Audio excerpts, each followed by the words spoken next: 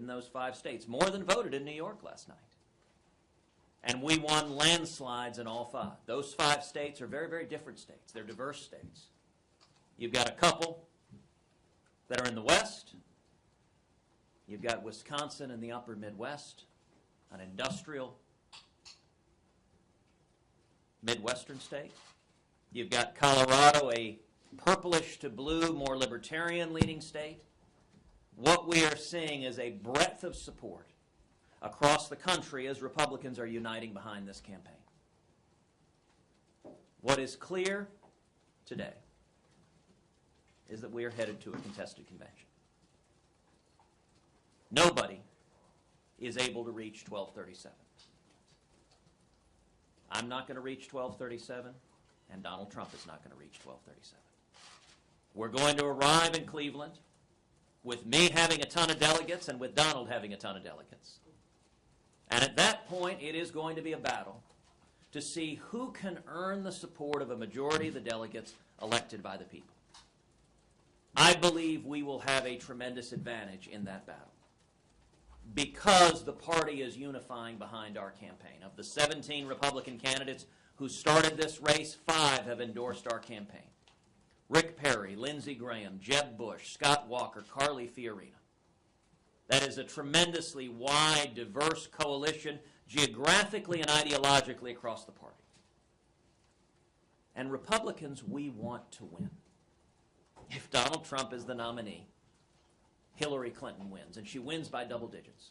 If Donald is the nominee, we lose the Senate, and we may even lose the House. And if Hillary Clinton is elected president, the consequences for the country are disastrous.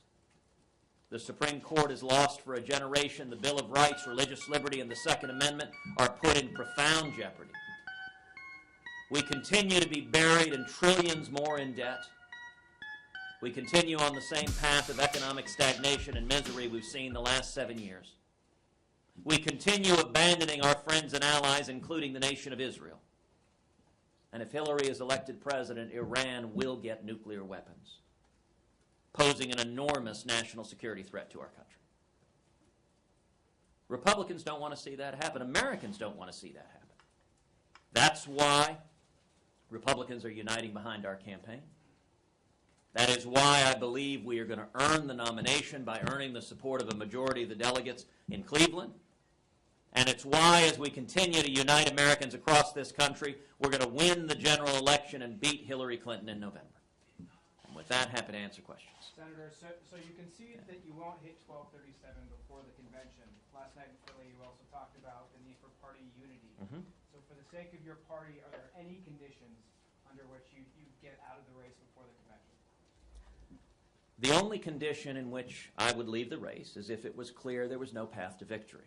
At this point, we are headed on a path to victory.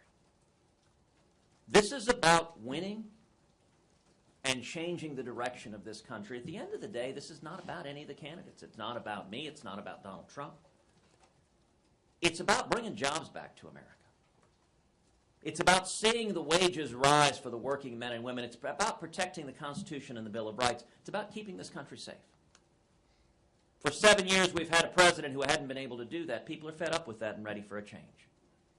Senator Cruz, walk us through the path that you see, because clearly he's going to run into more trouble next Tuesday in those 5 primaries. And you have the month of May. Do you think May is your firewall against Trump? Because I don't quite see the math as you see it. Well, that's not surprising. But I would note at every stage in this primary, folks in the press have reported that we couldn't win. And then we've won over and over and over again. Going back to Iowa, where almost every network reported we couldn't win Iowa. And then we won a resounding victory in Iowa. Going back not too far to Wisconsin, where everyone in the press said we couldn't win Wisconsin, and we won a landslide victory in Wisconsin. Now, next week, it is entirely possible that Donald Trump may get some additional victories. That the polling numbers in some of the northeastern states look encouraging for Donald. But after next week, this race goes out west again. This race goes to states like Indiana and Nebraska and South Dakota and Montana, which are a real problem for Donald. Donald has had great difficulty winning west of the Mississippi River.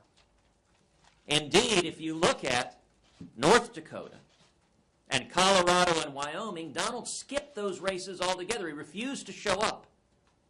And he lost in crushing landslide defeats. That is an ominous storm cloud for the Trump campaign when the race moves west again. And the final state to vote will be the state of California, 172 delegates, the big enchilada. I believe we'll do very well in California. Our organization on the ground is incredible. You know, the strength of our campaign is the grassroots. We've got over 260,000 volunteers. And California is going to decide this race. And I'm very encouraged by how we're going to do in California. Senator Cruz, I wanted to follow up on Major's question by asking you this.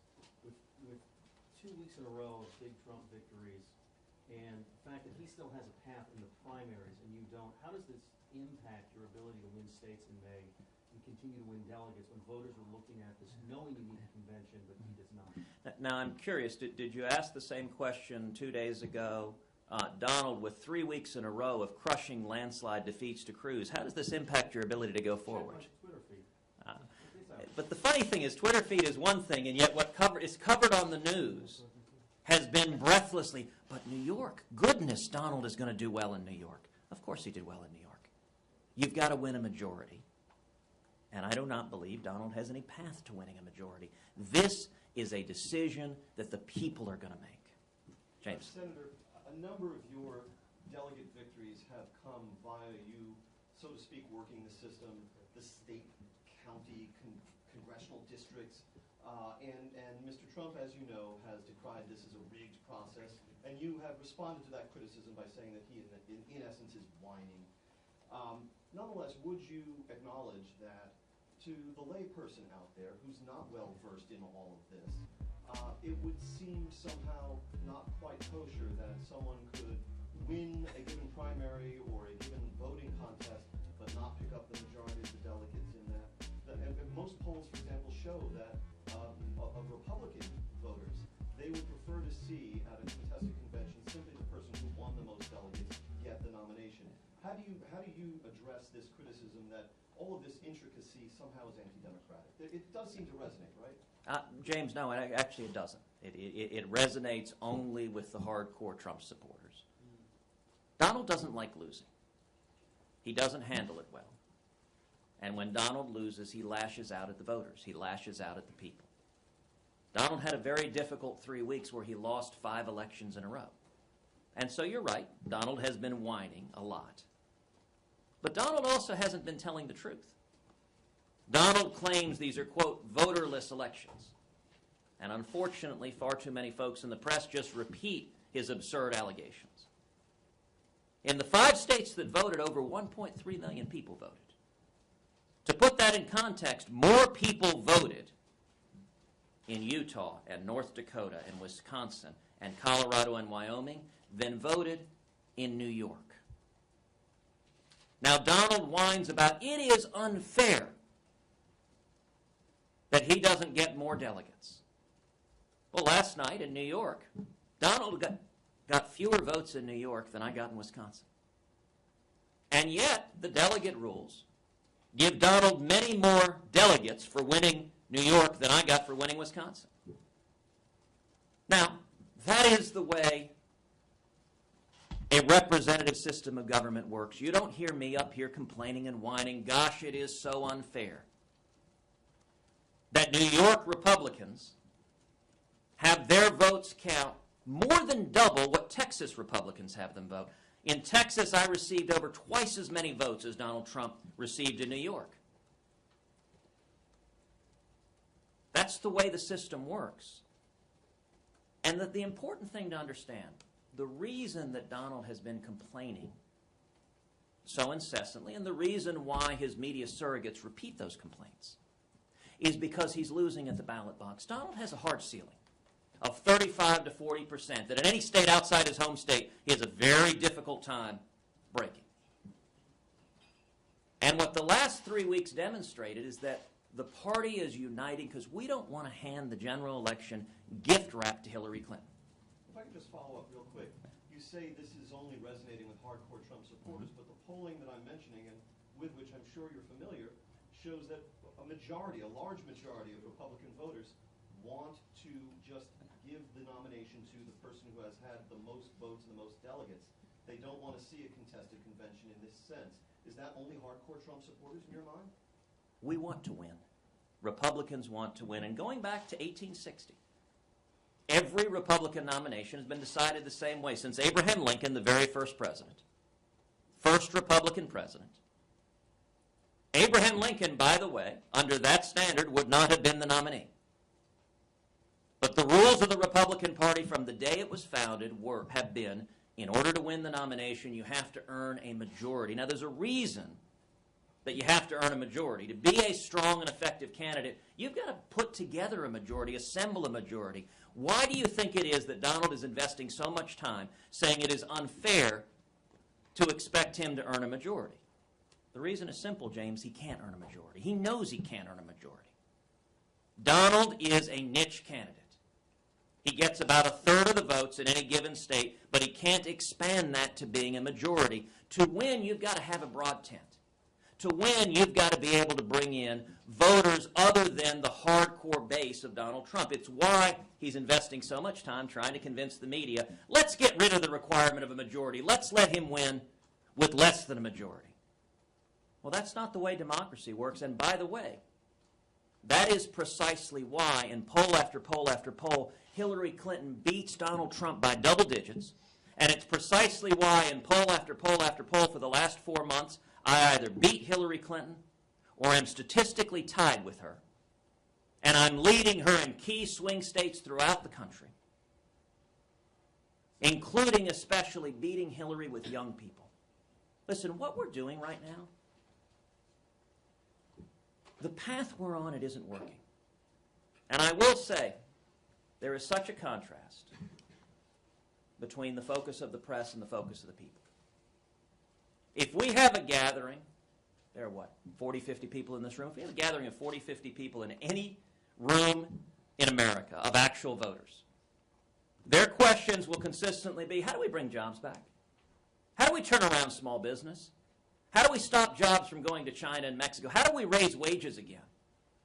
I'm a young person. I've got student loans. I can't get a job. How do we fix that? Those are the questions the American people ask. The questions our friends in the media ask are all about process nonsense stories.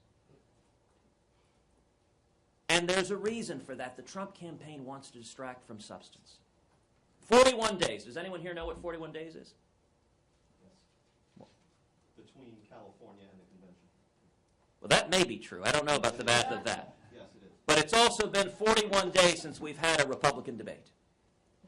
41 days since we've had a Republican debate because Donald Trump is unwilling to stand on stage and debate because he cannot defend his positions or his policies.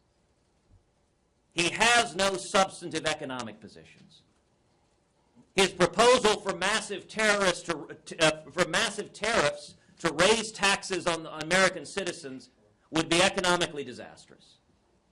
When it comes to foreign policy, he proposed withdrawing from NATO the day before the Brussels attack, and he's proposed reducing our military aid to the nation of Israel. These are hopelessly naive, and apparently he didn't pay the light bill. These are hopelessly naive, weak and isolationist foreign policy positions. In a debate, Donald would actually be called to defend his positions. And let me point out, our friends in the media seem perfectly content with not having debates. I don't recall seeing on Fox News a debate countdown in the corner, 41 days and counting. Why is it that Hillary Clinton and Bernie Sanders respect the voters more than Donald Trump? Hillary and Bernie had a debate. They're scheduling another one. What does it say about Hillary Clinton, the embodiment of imperial Washington arrogance, is more willing to submit to the voters and appear at a debate than Donald Trump? Donald concluded the people of New York didn't deserve a debate. Well, you know what? I think the people of Pennsylvania deserve a debate. I think there ought to be a debate before the vote next Tuesday. And I think, as journalists, each of y'all has an interest, and for that matter, a responsibility, ensuring that someone who may be the next president of the United States actually articulate what their positions are and defend them. That is the democratic process, and I believe the next president is going to be someone who shows respect to the voters, who doesn't demand of the voters that they raise their hand and pledge allegiance to him, but rather who goes and stands in front of the voters and answers their questions and looks them in the eye and works to earn their support. Someone who doesn't threaten and cajole and threaten violence, but rather comes and says, I want to fight for you, and I'm applying to work for you. That's the way the process is supposed to work. One more question. Yeah. Senator, you've not mentioned John Kasich at all. The Ohio governor got more votes and more delegates last night in New York than you did. How do you deal with him in this process going forward? Is his candidacy hurting your ability to get the majority that you need? Absolutely. Several facts are clear. Number one, John Kasich has no path whatsoever to the nomination. He has lost now, I think it's 31 states. He's won a total of 1, his home state. His plan apparently rests upon losing 49 states, going to the convention, and having all of the delegates say, the guy that lost every state in the union except his home state, that should be our nominee. That quite simply is not going to happen. What John Kasich is doing is he's helping Donald Trump. Indeed, Mitt Romney just a few weeks ago put it very simply. Mitt Romney said a vote for John Kasich is a vote for Donald Trump. Now, it may be that John is auditioning to be Trump's vice president. But a Trump-Kasich ticket loses to Hillary Clinton. And so, nationwide, 65 to 70% of Republicans don't want to see Donald Trump as our nominee. They recognize if we nominate Donald, we lose, we hand the race to Hillary Clinton, which, by the way, is why so many network executives are thrilled with the Donald Trump campaign. Because most of the network executives are card-carrying partisan Democrats who are ready for Hillary. And Donald Trump may be the one person on the face of the planet who Hillary can beat in the general. And so at this point, John Kasich is an honorable and decent man whose only role in this election is as a spoiler. And what we are seeing happening, what we saw happening in Utah, what we saw happening in North Dakota, what we saw happening in Wisconsin, what we saw happening in Colorado, what we saw happening in Wyoming, is Republicans recognize if you don't want to see Donald Trump as the nominee, there is one candidate and only one candidate who has any plausible path to beating Donald Trump.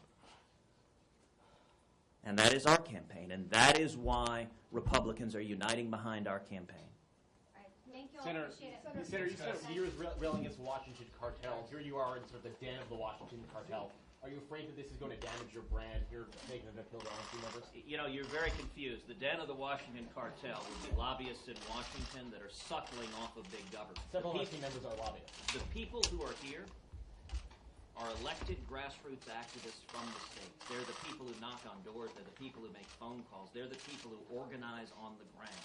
The strength of our campaign and the strength of our party is the grassroots. And it is not beneficial for the party or the country to have a presidential candidate that looks down on the grassroots.